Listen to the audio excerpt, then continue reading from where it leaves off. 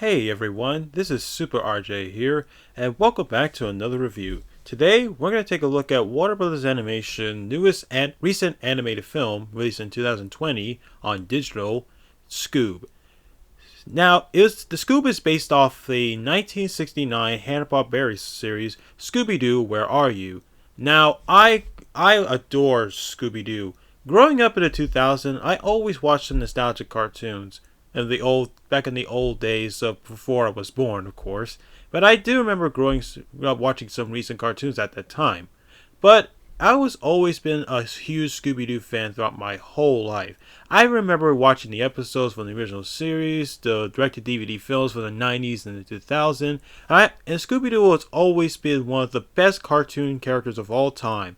And he actually is one of my favorite cartoon characters, right along with SpongeBob, Bugs Bunny, and Goofy. And so when I heard that Warner Bros. Announced they're going to make a new Scooby-Doo movie, but this time animated, I was really curious and excited to see.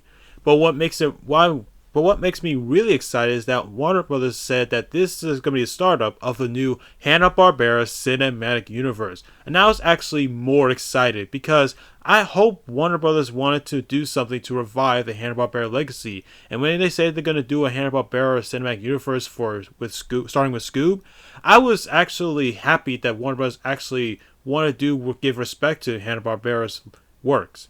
So I managed to watch the movie, and what do I think of it? Well, let's take a look. The story starts with the backstory of how the main characters met.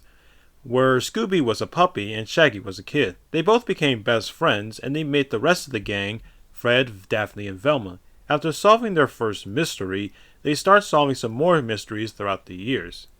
In recent time, the gangs want to expand their business with the help of Simon Cowell to be their investor. Yes, Simon Cowell is in this movie. But he said he couldn't because of Shaggy and Scooby's personality. The two felt hurt and decided to leave the gang behind. And at the bowling alley, they were suddenly attacked by robots. But they were abducted by a spaceship, which turns out to be owned by their favorite superhero, the Blue Falcon. Well, his son, actually. And his companion, Dynamite. And along with their assistant, Dee Dee. Apparently the robots are actually created by Dick Dastardly from Wacky Races, and as it turns out he wants to use Scooby because he's part of the prophecy of Cerberus.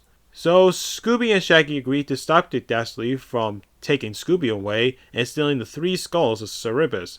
Meanwhile, the rest of the Mystery Gang tries to find out what happened to these two and figure out why Dastardly wants Scooby for this Cerberus thing.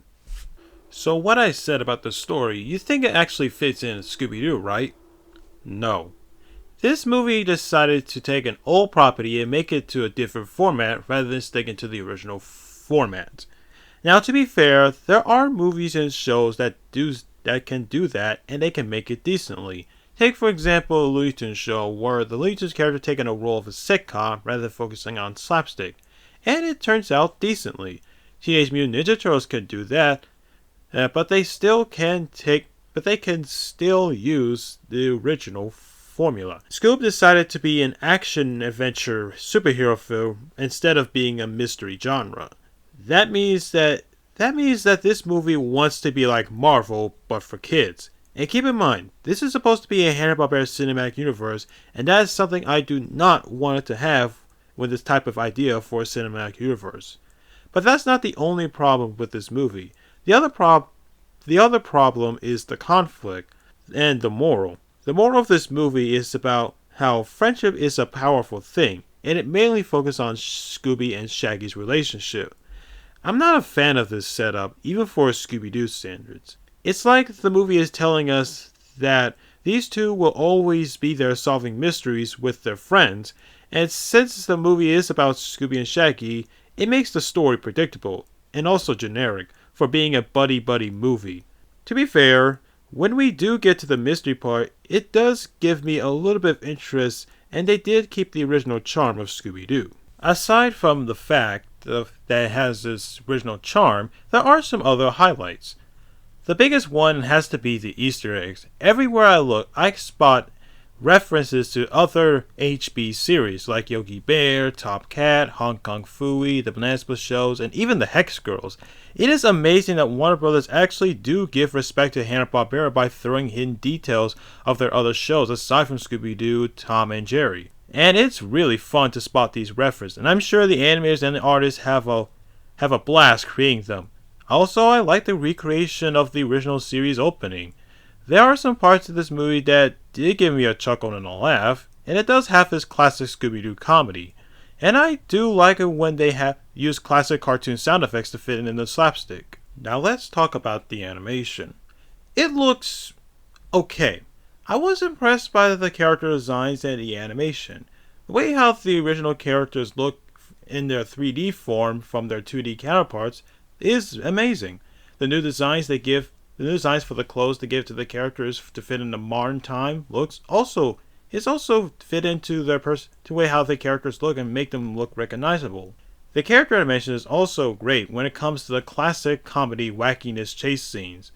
As for the setting, I'm kind of split on it, because when you look at the movie's world, it doesn't look big. It feels like the characters are in the model rather than a big world. And the background people doesn't look like they belong in a Scooby-Doo world. But maybe it's just me.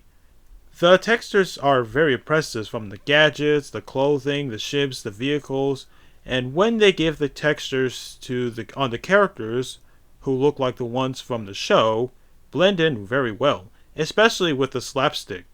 So the animators did a fine job of making the CGI world of Scooby-Doo to life. But not even the characters aren't the same as we know and love. First there's Scooby and Shaggy. Remember when I said that this movie revolves around the meaning of friendship? Well, they did a good job by putting these two into this type of conflict. To be fair, these two still have their personalities of being the goofy coward duo we know, and it shows that they really are great friends. But you know that later on in the movie, they will start to forget about their relationship. One feels left out. Both go to separate ways. Both apologizes and come back together at the end. It's even more ridiculous how they say these two is one of the reasons why Mystery Inc. is good at solving mysteries. As for the rest of the members of the group, they're just there to find out why Dastardly wants Scooby, and they're just one-note personality. Fred is the leader, who plays as the cool guy, but who has a soft spot for his van, rather than being a clever guy who can make great traps. Daphne is just a standard pretty nice girl, and Velma is the smart snarky girl. The Blue Falcon's son, named Brian, and he is the most annoying character in the movie. He has this ego personality where he only cares about himself and brags about him being an awesome superhero, and not trying to be a brave and responsible one. Even Dynamite is the opposite.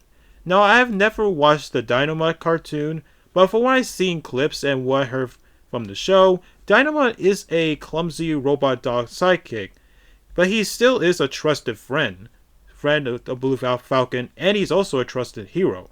But here, he just plays as a straight man, and at the end, he tells Brian that it's okay that a superhero can get scared. That's the part about being a hero. And this moral doesn't really need it.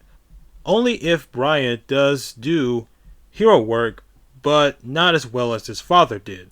And that way the message can actually put in that purpose. Although I said that there are parts in this movie that did give me a laugh and a chuckle, most of the humor doesn't make the movie really funny, because most of the humor of this movie revolves around pop culture references, and the worst thing being modern and trendy for the younger crowd. I thought people stopped doing this in these types of kids film where they want to be hip and cool with the kids, but it just really annoys me how these people still keep doing it. And it's even worse, they still keep doing these pop culture references that kind of makes the movie a bit outdated. And let's not forget, they also use some old memes and old pop songs of the 2010, like the Blue Falcon Dabs, and they even play that old song, All I Do Is Win, Win, Win, you know that stuff. The only character that I actually have a lot of enjoyment in this movie is actually Dick Dastardly. not only they still have his same personality as he was back in the old cartoons, but also you actually do understand why he's doing all the things he does. Like, especially revolves around his relationship, Muttley. And the guy who did the voice of Dick Dastardly did a good job performing the character. And then there's the other major problem that everyone has, and that is the voice acting. Now, I'm not saying that the actors who play these characters didn't do a bad job, and I understand they want to feature an all-star cast to help the marketing. But the fact that you don't have the original actors who play these characters for a very long time, except for Frank Welker, all because they're not popular enough, it leads to the fans who grew up with Scooby will be upset about it. Even the original actors such as Matthew Lillard and Gray Delia posted on social media saying how they're disappointed they're not being in this movie. The main cast who played the main characters, they did a fine. They're not. I find a mix of what they do. I mean, Will Forte as Shaggy, he's like the only actor who's actually tried to sound like Shaggy. Zac Efron as Fred is a really bad choice. Amanda Seyfried, Freddie, or I don't know how to pronounce her last name. She's like also the only one who did a solid job voicing doing the voice of Daphne. Gia Rodriguez is strange because he doesn't actually want to give Velma an actual smart, geeky sound like Velma usually sounds like. And there's a weird moment where Velma actually speaks in Spanish. I'm not even joking. And although it's sad that Frank Welker can't also do the voice of Fred, but he still is great playing as Scooby. But this is why you should never have mostly recognized popular stars rather than having original people who play these characters for a living. That'd be like if you replaced the original SpongeBob cast with all-star celebrities. Like, can you imagine somebody like, I don't know, Will Ferrell as SpongeBob? It doesn't actually work. Sadly, Scoob is not a really good movie. Heck, it doesn't feel like Scooby Doo. Although there are some parts I enjoyed, like the Easter eggs, the subtle animation, and a few funny jokes, but this movie barely has a mystery, the voice acting is a mixed bag, the characters are forgettable, the story's really bland, and it desperately wants to be like Marvel but for kids, and wants to be modernized, just like every other bad adaptation of the old property. It's not as bad as the live-action films or some of the recent direct-to-DVD movies that Scooby-Doo that I've seen.